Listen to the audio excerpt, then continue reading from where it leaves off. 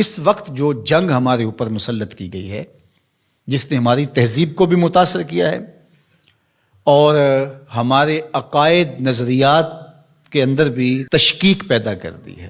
ویسے تو ایک زمانے میں اتنے بڑے بڑے حملے تھے، یہ معتزلہ کا حملہ کوئی چھوٹا حملہ نہیں تھا۔ 3 بادشاہتیں ان کے زیر اثر رہی ہیں۔ آپ نے یہ کہانیاں پڑھی ہوئی ہیں کہ امام اعظم ابو حنیفہ کی وفات جیل میں ہوئی تھی۔ آپ نے یہ سنا ہے کہ امام احمد بن حنبل کے بدن پر 1 انچ جگہ بھی ایسی نہیں تھی جہاں کوڑے کا نشان موجود نہیں تھا۔ لیکن آج معتزلہ کے نام سے کوئی گروہ، کوئی فرقہ دنیا پہ دکھائی دیتا ہے، انہوں نے اس کا ناطقہ بند کر دیا۔ دلیل سے، عملی قیام سے، جد و جہد سے۔ مرجیہ تھے، لا ادریہ تھے، اندیہ تھے۔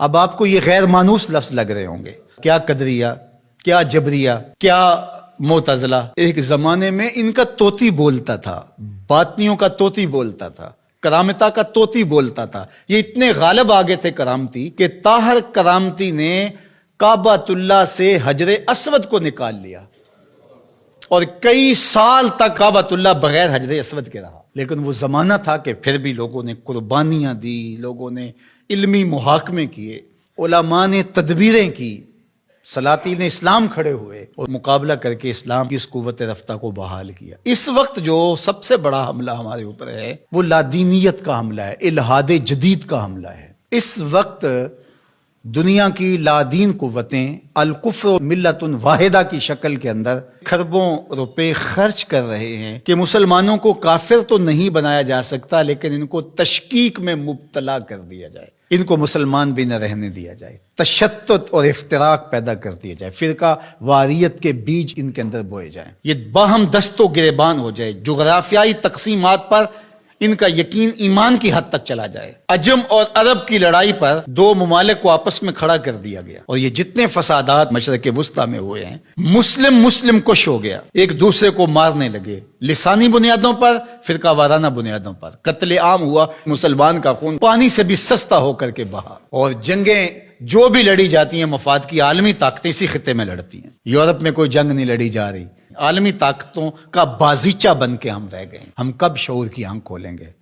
کب ہم بالغ ہوں گے؟ کب بڑے ہوں گے؟ اور اس وقت الحاد جدید کا فتنہ جو ہے وہ سر چڑھ کے بول رہا ہے، اور ان کا سب سے بڑا واز اقلیت پسندی کا نعرہ لگاتے ہیں کہ جو چیز ہے جی اس کو عقل ہی نہیں مانتی تو ہم کس طرح تسلیم کریں۔ اور اس میں سب سے بڑا حملہ جو ان کا معجزے پر ہے، جو کہتے ہیں کہ معجزہ جو ہے یہ نہیں ہوتا، وہی پر حملہ ہے، کیونکہ یہ بنیادوں کو ڈھا دیا جائے گا تو عمارت خود بخود گر جائے گی نیچے۔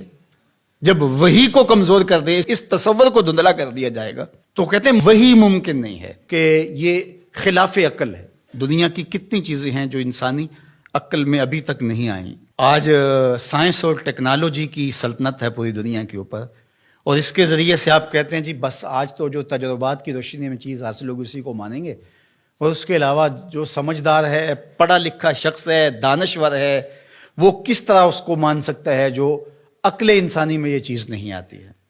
جبکہ یہ خود ہی مانتے ہیں کہ انسانی عقل ابھی تک 5% یا 6% استعمال ہوئی ہے، باقی 94-95% انسانی عقل سے بھی اتنا کام نہیں لیا گیا، ابھی سپیر پڑی ہوئی ہے۔ اور وہ دعویٰ کر رہا ہے پیغمبروں پر ہونے والی وحی پر اور وہ معجزات پر۔ اللہ اکبر! جبکہ بہت ساری ایسی چیزیں ہیں جو معجزات کی دنیا کی مسلمہ ہیں اور انسانی تاریخ اس کا انکار نہیں کرتی، جس میں حضرت عیسیٰ علیہ السلام کی بغیر باپ کے ولادت ہے، اور آج دنیا کے لوگ اس بات کو مانتے ہیں۔ اب مجھے بتایا جائے کیا عقل انسانی اس کو قبول کرتی ہے؟ لیکن دنیا مان رہی ہے۔ فرعون کی باڈی کے بارے میں سورہ یونس کے اندر اللہ تعالیٰ نے ارشاد فرمایا کہ ہم نے اس کی لاش کو لوگوں کی عبرت کے لیے باقی رکھا ہوا ہے۔ اگر فرعون کی لاش نہ ملتی تو آج یہ لوگ اچھل رہے ہوتے کہ کیسے ہو سکتا ہے، یہ قرآن نے ویسے ہی کہہ دیا۔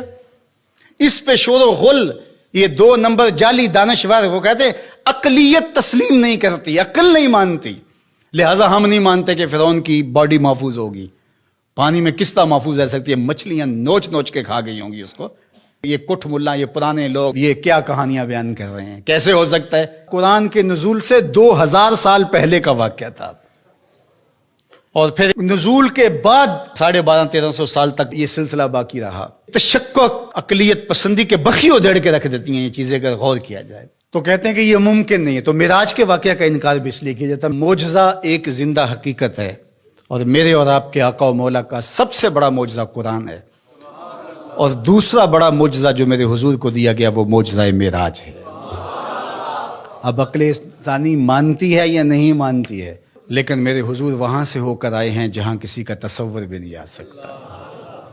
اللہ اکبر. سی معراج راز محبتاں دا نہیں سی کسے دی سمجھ وچ آن والا، سدیا طالب تے گیا مطلوب ہوتے، جبرائیل سی صد لے جان والا، بازے آخ دے بن دروازیاں تو کیویں پہنچیا عرش تے جان والا، ابر عقل نو ایتھے دخل کیے، جانے جان والا یا لے جان والا.